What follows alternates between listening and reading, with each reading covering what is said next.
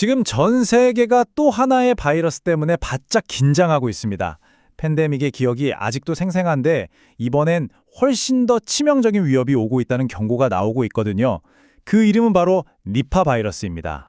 자, 75%. 이게 그냥 숫자로 보이시나요? 이게 바로 니파 바이러스의 최대 치사율입니다. 쉽게 말해서 감염되면 4명 중 3명은 목숨을 잃을 수도 있다는 끔찍한 얘기죠. 근데 진짜 심각한 건 따로 있어요. 이렇게 치명적인데 이걸 막을 백신도 변변한 치료제도 아직 없다는 사실입니다.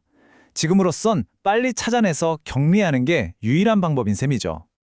그래서 오늘 이 시간에는요, 이 니파 바이러스에 대한 최신 경보 상황부터 시작해서 이 바이러스의 정체는 뭔지, 그리고 이게 전 세계에 어떤 영향을 미치고 있는지, 우리가 꼭 알아야 할 핵심 내용까지 하나씩 차근차근 짚어보겠습니다. 좋습니다. 그럼 첫 번째, 새로운 발병 경보. 이 위협이 어디서부터 시작됐는지 바로 인도 현장으로 가보겠습니다. 지금 인도 동부 서ben골주에서 최소 5명의 확진자가 나왔는데요. 이게 그냥 5명이 아니에요. 특히 이 중에 의사 1명, 간호사 2명, 이렇게 의료진이 포함되어 있다는 게 이게 진짜 심각한 문제입니다. 병원 안에서 감염이 퍼질 수 있다는 아주 위험한 신호니까요. 그래서 인도 당국도 지금 발칵 뒤집혀서 접촉자 100명 정도를 격리하고 아예 중앙정부에서 팀까지 급파했다고 합니다. 아니, 도대체 이 니파 바이러스가 뭐길래 이렇게 다들 긴장하는 걸까요?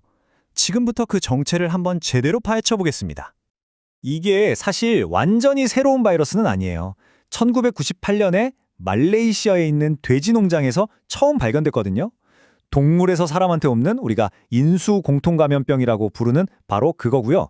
자연 상태에서는 과일박쥐 몸속에 이 바이러스가 살고 있다고 합니다. 그럼 이 바이러스가 어떻게 박쥐한테서 우리한테까지 오는 걸까요? 자, 한번 보세요. 시작은 과일박쥐입니다. 이 박쥐들이 과일이나 나무 수액 같은 걸 먹다가 오염을 시키는 거죠. 그걸 모르고 사람이 먹으면 첫 감염이 일어나는 겁니다. 근데 여기서 끝이 아니에요. 일단 사람이 감염되면 그 다음부터는 사람끼리의 밀접한 접촉을 통해서도 퍼져나갈 수 있습니다. 잠복기는 보통 5일에서 한 2주 정도 돼요.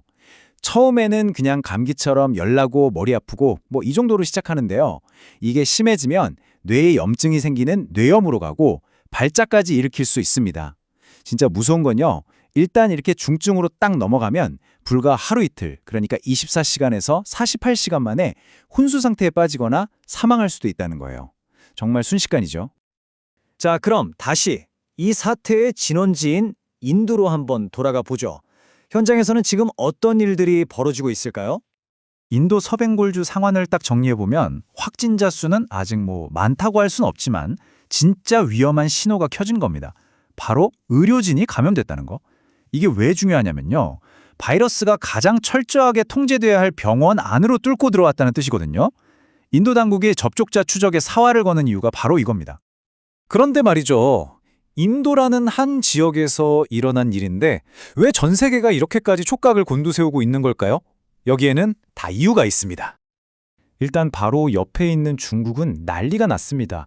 곧 수십억 명이 이동하는 춘절이잖아요. 그리고 태국이나 네팔 같은 주변국들도 국경 검역을 바짝 강화했고요. 우리나라도 예외가 아닙니다. 이미 작년에 니파 바이러스를 1급 감염병, 그러니까 가장 위험한 등급으로 지정해서 최고 수준으로 대응 준비를 하고 있었어요.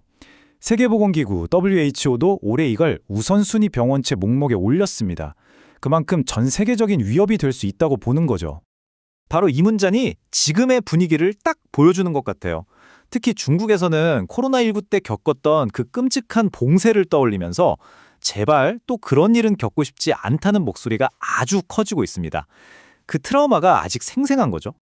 그런데 여기서 아주 역설적인 사실이 하나 있어요. 이걸 치사율의 역설이라고 부르는데요. 니파 바이러스처럼 치사율이 너무 높으면요. 감염된 사람을 너무 빨리 죽여버리니까 그 사람이 돌아다니면서 바이러스를 퍼뜨릴 시간이 오히려 부족해지는 거예요. 그래서 대유행으로 번지기는 더 어렵다는 분석도 있습니다. 생각해보면 코로나19는 반대였잖아요. 치사율은 상대적으로 낮지만 무증상 감염자가 활동하면서 바이러스를 더 넓게 퍼뜨렸죠. 하지만 여기서 그럼 괜찮네 하고 안심하면 절대 안 됩니다. 바이러스는요, 살아남으려고 스스로를 계속 바꿔요. 변이를 하는 거죠. 만약 니파 바이러스가 치사율은 좀 낮추는 대신에 전파력을 확 높이는 쪽으로 변이한다면 와, 그땐 지금과는 비교도 안 되는 엄청난 위협이 될 수 있습니다. 초창기 코로나 바이러스가 그랬던 것처럼요. 자, 그럼 지금까지 나온 얘기들을 한번 싹 정리해 보겠습니다. 이번 니파 바이러스 사태에서 우리가 꼭 기억해야 할 핵심 포인트는 뭘까요? 첫째, 니파는 치사율이 무려 75%에 달하는데 아직 백신도 치료제도 없습니다. 둘째, 과일박쥐에서 시작해서 사람한테 또 사람끼리도 전파가 가능하고요.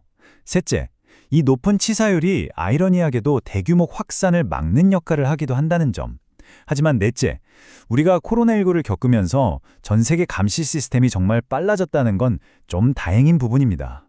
마지막으로 우리나라는 이미 이걸 최고 등급인 1급 감염병으로 지정해서 만반의 대비를 하고 있다는 사실까지 기억해 두시면 좋겠습니다. 결국 이번 니파 바이러스 사태는요, 그냥 무섭다 하고 끝낼 일이 아닙니다.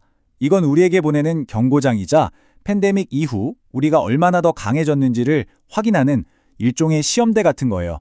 지금 우리가 어떻게 대응하느냐가 미래의 또 다른 위기를 막는 열쇠가 될 겁니다. 자, 다음 바이러스가 오기 전 우리는 또 무엇을 준비해야 할까요?